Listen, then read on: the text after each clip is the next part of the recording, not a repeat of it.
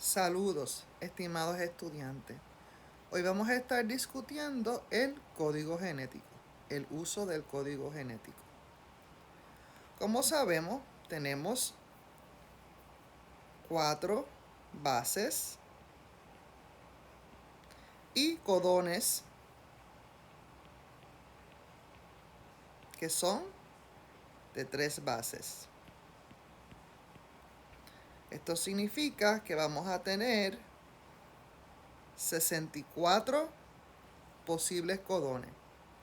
61 de ellos codifican para aminoácidos y 3 codifican para stop codons. Es importante que sepan que los codones, cuando están relacionados, representan aminoácidos que son químicamente similares. Por ejemplo, CUC y CUG ambos representan leucina. CUU, si lo cambiamos a AUU, leucina cambia a isoleucina. Son aminoácidos químicamente similares. La mayor parte de los aminoácidos son representados por más de un codón, y esto se estableció en una etapa temprana de la evolución y es casi universal. En esta gráfica podemos ver en este eje el porcentaje de ciertos aminoácidos en cada proteína. Y aquí vemos el número de los codones o cuántos codones codifican para ese aminoácido. Hay un solo codón para metionina, un solo codón para triptófano, pero sin embargo vemos que entre más se usan los aminoácidos, por ejemplo, leucina se repite muchas veces en los polipéptidos, pues estos tienen muchos codones que codifican para él. En el caso de leucina, serina y arginina, tenemos 6 codones. De las 2 transparencias que vimos anteriormente, podemos sacar estos 3 puntos importantes. Que múltiples codones para un aminoácido son sinónimos y generalmente están relacionados. Pero tenemos aquí el término third base degeneracy.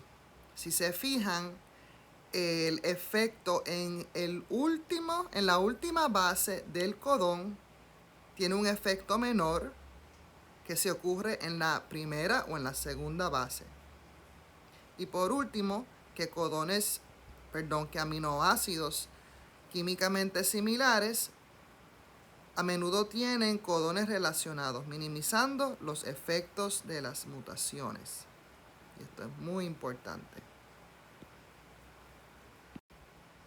Siguiendo con lo de la tercera base en el codón, tenemos una hipótesis que se llama The Wobble Hypothesis. Y esto envuelve el reconocimiento entre el codón y el anticodón, específicamente en la tercera base del codón. En este caso tenemos 2 tRNA de leucina idénticos. Tienen el anticodón GAG que se supone que reconozca CUC. Pero aquí tenemos el caso del wobble pairing. Tenemos enlaces fuertes entre la G y la C, entre la A y la U, pero no hay enlace entre la G y la U. Como quiera, este tRNA va a reconocer este codón del mRNA y va a codificar para leucina. Por lo cual podemos determinar que el apareamiento entre la primera y segunda base del anticodón sigue las reglas de Watson y Crick. Pero la tercera base del codón puede variar de esas reglas y aparearse de acuerdo a estas reglas del wobble. Aquí estamos mirando el mismo concepto. La tercera base es la que menos influencia tiene en el sentido del codón. Tenemos 32 codones donde la tercera base es completamente irrelevante. Tenemos 3 codones donde no importa si la tercera base es U, C o A. Tenemos aquí. Tenemos 24 codones donde la purina puede diferir de la pirimidina. O sea que si el uracilo se sustituye por una citosina, que ambas son pirimidina, no va a haber un efecto. Si la adenina se suplanta por una guanosina, pues tampoco va a tener efecto. Son 2 purinas. Y por último, tenemos solamente 2 codones que tienen que representan un solo aminoácido. En esta transparencia podemos observar standard base pairing, citosina con guanina, uracilo con adenina. Pero aquí tenemos el ejemplo del GU wobble pairing. Es posible que un uracilo pueda aparearse con una guanina, pero solamente en la tercera base del codón y la primera base del anticodón. Aquí tenemos las diferentes combinaciones que pueden ocurrir en el reconocimiento tipo wobble de codón-anticodón. El uracilo en la tercera base solamente puede reconocer adenina o guanina. La C solamente puede reconocer la G. La A solamente puede reconocer la U, pero la guanina puede reconocer C o U. Y estas son todas las posibles combinaciones envueltas. El tRNA no se transcribe de una forma completamente funcional. Necesita ser procesada.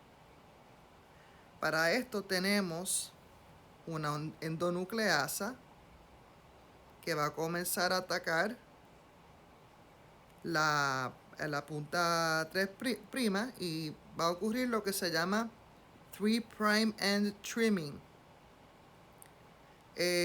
La punta 5' va a ser rota específicamente por RNA-ASA P, que ya lo habíamos visto en clases anteriores. Y aquí tenemos nuestro casi tRNA listo. Ahora necesitamos añadirle un triplete de CCA en la punta 3'. Y esto es el terminal común del trinucleótido de la punta 3' del tRNA. Bueno, hasta ahora hemos visto el tRNA como una molécula que va a reconocer un codón a través de su anticodón para las bases uridina, citidina, adenosina, guanosina. Pero hasta el momento hemos encontrado 81 ejemplos de bases modificadas en tRNA. La modificación puede ocurrir a través de 2 alteraciones, 2 cambios. Primero, alteración directa de las bases en el tRNA, pero hay algunos casos donde una base se remueve y se reemplaza por otra completamente diferente.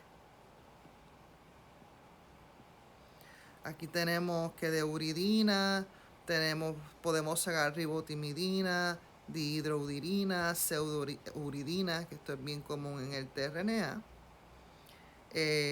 Tenemos, por ejemplo, la 7-metilguanosina, que es lo que vamos a utilizar en el 5' Cap y organizaciones mucho más complejas. Todavía no sabemos todas las funciones de estas bases modificadas, pero algunos de sus funciones son dar una mayor estabilidad a estos tRNAs y para modular su reconocimiento por proteínas y otros RNAs en el aparato de traducción que incluye el ribosoma. Ahora vamos a seguir añadiendo un nivel más de complejidad y podemos ver aquí que las bases modificadas afectan el apareamiento anticodón-codón. Las modificaciones en la molécula que lleva el anticodón afectan el patrón del wobble pairing de la tercera base y por lo tanto son importantes para determinar la especificidad de ese tRNA. Tenemos, por ejemplo, que la base inosina, que es una de estas bases modificadas, pueden aparearse con citosina, uracilo y adenina. Sin embargo, tenemos aquí otro tRNA modificado, donde tenemos en vez de uracilo, tenemos tiuracilo. Esta modificación restringe el apareamiento con la A, porque solo puede formarse un enlace de hidrógeno con la guanina. Y recuerden que necesitamos 2 o 3 enlaces de hidrógeno para que ocurra ese apareamiento. Aunque se dice que el código genético es universal, han habido a través de la evolución algunos cambios en ciertas especies. Y estos cambios son comunes en el mitocondrio, no tanto en el ADN nuclear. El mitocondrio, por ejemplo, el mitocondrio en los humanos produce alrededor de 13 proteínas solamente, que por eso esos cambios en secuencia en el mitocondrio no afectaron el organismo, no afectan el organismo tan fuertemente como si hubiese sido en el núcleo. Y por eso es que han prevalecido. En algunos vertebrados, el codón stop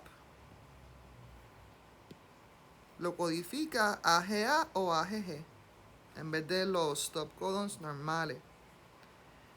Entre los moluscos y los nemátodos tenemos que AUA codifica para isoleucina y AAA, al igual que en los platihelmintos, codifican para asparagina. Y podemos ver aquí diferentes cambios también en los hongos, las levaduras y las plantas. Ahora, en el genoma nuclear, tanto eucariota como procariota, también este código universal ha sufrido algunos cambios esporádicos. Sin embargo, en el código genético nuclear, el cambio más común es que un codón de stop,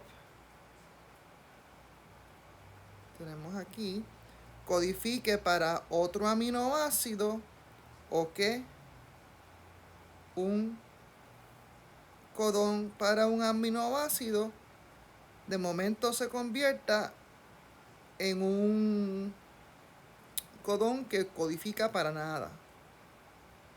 Que yo lo veo como si fuera el equivalente a añadir un stop codon. Y es bien raro, y se los voy a poner aquí en otro color para que lo recuerden. Este caso es bien raro, que la leucina, el codón de la leucina pasa a ser leído como una serina. Hemos aprendido hasta ahora que hay 20 aminoácidos, pero se han descubierto nuevos aminoácidos, tales como la selenocisteína y la pirrolicina. La selenocisteína sí se encuentra en humanos. La pirrolicina no pudo encontrar ninguna evidencia que se encuentre en los humanos al momento. La inserción de la selenocisteína en algunos codones de UGA requiere la acción de un tRNA inusual en combinación con varias proteínas. Una de estas proteínas es CELB y funciona como un factor de elongación que se une específicamente al tRNA de la selenocisteína a un codón UGA. Pero este codón UGA tiene que estar seguido por una estructura, vamos a cambiar el color, espérate, por una estructura stem loop en el mRNA. Ahora vamos a comenzar a discutir cómo estos tRNAs se cargan o se unen con aminoácidos. Y esto es a través de una enzima conocida como aminoacil tRNA sintetasa. Estas sintetasas son una familia de enzimas que le pegan el aminoácido a su tRNA correspondiente, generando un aminoacil tRNA en una reacción de 2 pasos que utiliza energía a través del ATP. Cada tRNA sintetasa aminoacila al tRNA en un grupo que se conoce como un isoaccepting o cognate group, que representan un aminoácido en particular.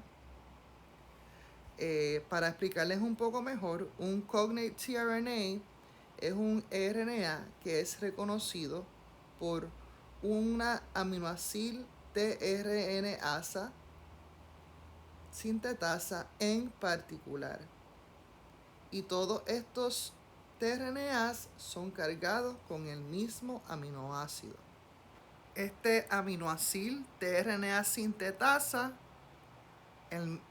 uno solo, va a reconocer a cada tRNA que le pertenezca a un aminoácido en específico. Tenemos aquí un esquema donde la enzima que estamos viendo es el aminoacil tRNA synthetase y podemos ver que tiene 3 binding sites, donde va el ATP, donde va el aminoácido y donde va el tRNA. Lo primero que va a ocurrir es que el aminoácido, voy a buscar el lapicito, el aminoácido y el ATP van a formar un complejo que se llama aminoacil AMP. Luego de este paso, el tRNA correspondiente se pega a la enzima y el último paso es que el aminoácido y el tRNA van a estar unidos. El aminoácido correspondiente a ese tRNA. No todos los aminoacil tRNA synthetases están en la misma familia. De hecho, se dividen en 2 clases. Tenemos la clase 1 y la clase 2. Aquí el azul representa la enzima, la sintetasa, y los rojos representa el tRNA. Aquí tenemos la glicina tRNA sintetasa, que es categorizada como una sintetasa clase 1. Y acá tenemos el aspartato tRNA sintetasa, que pertenece a la clase 2 de las sintetasas de aminoácido tRNA. La diferencia más grande que se puede observar es que hay varias diferencias, pero son pequeñitas. La clase 1 contacta el tRNA en el minor groove acceptor stem y en el anticodón. En la clase 2, la aminoácido tRNasa hace contacto con el tRNA en el major groove del acceptor tRNA. Y por eso algunas personas dicen que son como imágenes espejos, se nota aquí, la una de la otra.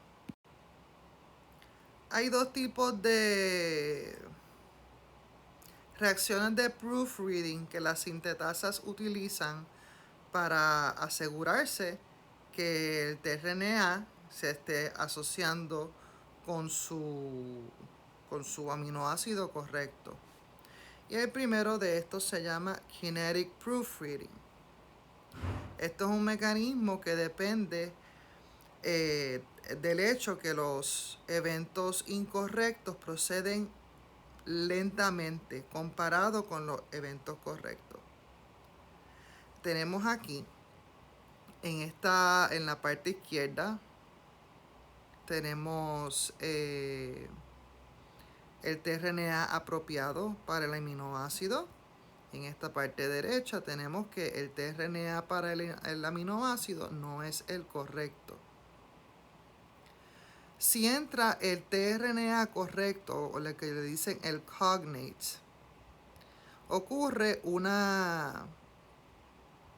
cambio de conformación tridimensional. Y esto no va a ocurrir si el tRNA que la sintetasa acepta es el incorrecto. En este próximo paso, la aminoacilación va a ocurrir rápidamente.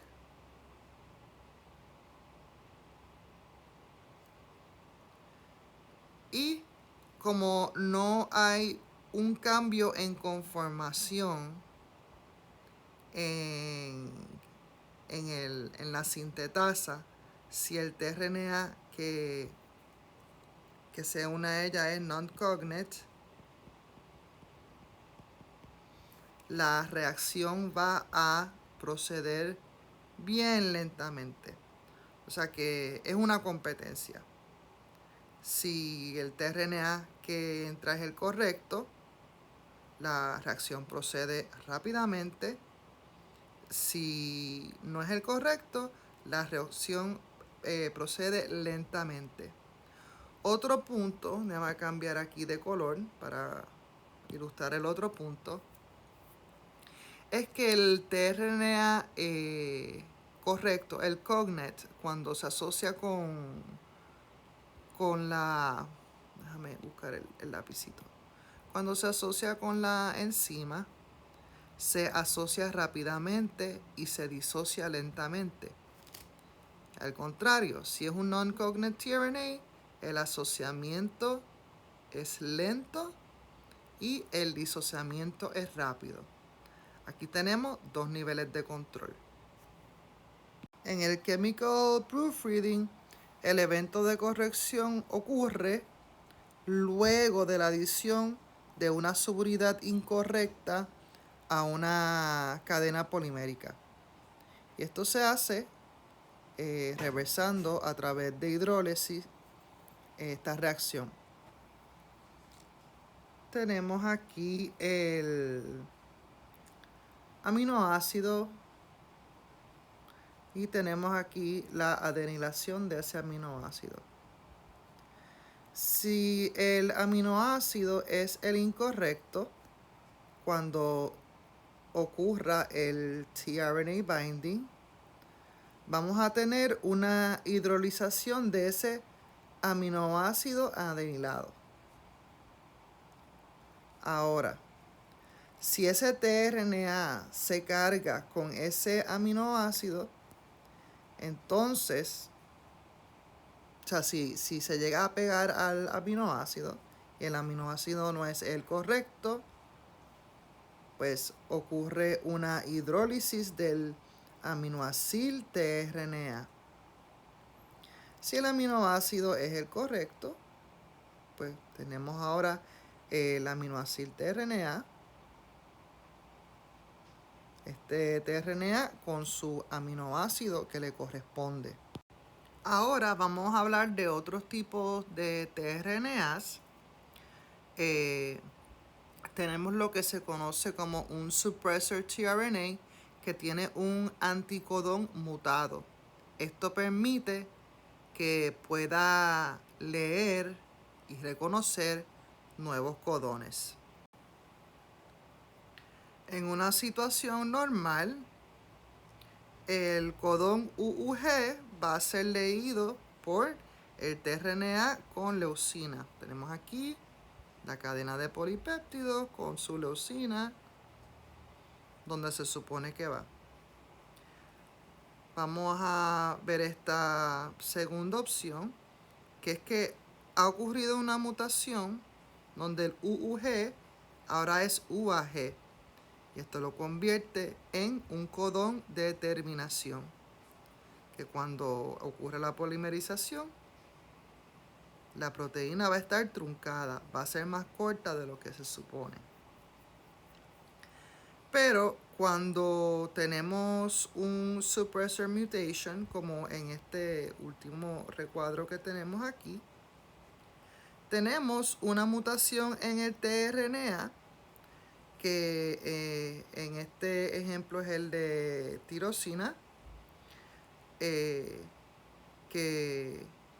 el anticodón AUG se convierte en un anticodón AUC. Ahora, esta tirosina, este tRNA mutado cargado con esta tirosina, puede reconocer el stop codon que ha sido mutado y pues la proteína vuelve a formarse más allá de ese stop codon que se hizo por mutación, y aunque cambiemos de aminoácido, tenemos una tirosina donde primero había una leucina, pues la proteína no está truncada. Ahora tenemos otro tipo de supresión. Tenemos missense suppression. Tenemos aquí el caso de una secuencia wild type.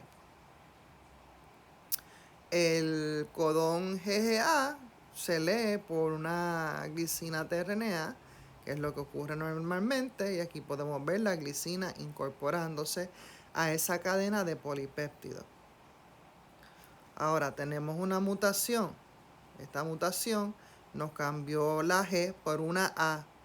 Y ahora ese codón AGA lo va a leer pues la arginina, que es la que le toca. Pues vamos a tener esta mutación.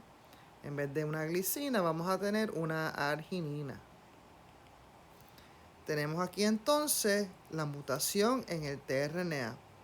Tenemos aquí. El codón para la glicina sufrió una mutación de CCU a UCU. Y eso va a permitir que esta secuencia, este anticodón, reconozca ahora este nuevo codón y se vuelva a incorporar la glicina y vamos a tener una proteína normal. Estos suppressor tRNAs, los que dejan de leer el stop codon correctamente, compiten con tRNAs wild type sin mutaciones que tienen el mismo anticodón para leer el codón correspondiente. Si la supresión es muy eficiente, es dañina para el organismo porque resulta en un read-through o que no pare de sintetizarse la proteína donde tiene que parar. Y se reconoce que el codón UGA es leaky. Esto significa que puede ser mal leído por el tRNA de triptófano a una frecuencia de 1 a 3%. Observen aquí. Tenemos la secuencia wild type, el codón UAG. Vamos a marcarlo con el lapicito. Tenemos el codón UAG. Y es un codón de terminación. Y en el caso del wild type, ahí es que va a terminar la síntesis de la proteína. Ahora tenemos un suppressor tRNA que puede leer ese codón UAG porque mutó. En este caso es un tRNA de tirosina que ahora puede reconocer este stop codon como una tirosina y va a quedar una proteína alargada. Esta proteína alargada probablemente no sea funcional. ¿Okay? Otro fenómeno que puede ocurrir es lo que se conoce como frame shifting o cambio en el marco de lectura. Y esto ocurre en lo que se conoce como slippery sequences. Los slippery sequences generalmente significa que tenemos varias bases que se repiten, como si tuviéramos una secuencia de C. Cuando ocurre este cambio en el marco de lectura, lo que ocurre es un evento de recodificación. Esto va a terminar en que el sentido del codón o la serie de codones sea diferente a aquella predecida por el código genético. Tenemos aquí un ejemplo de cómo ocurre un cambio en el marco de lectura o un frame shifting. Tenemos aquí una serie de bases que son iguales. En el marco de lectura original, este sería el último codón en el reading frame, porque aquí tenemos el stop codon.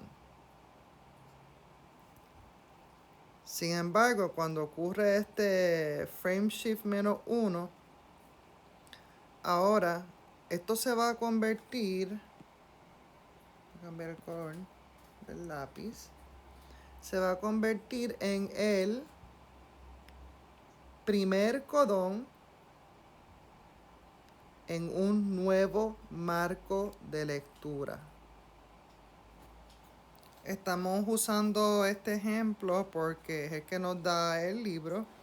Esto es específicamente un caso en el retrovirus HIV, pero ocurre en organismos eucariotas y procariotas.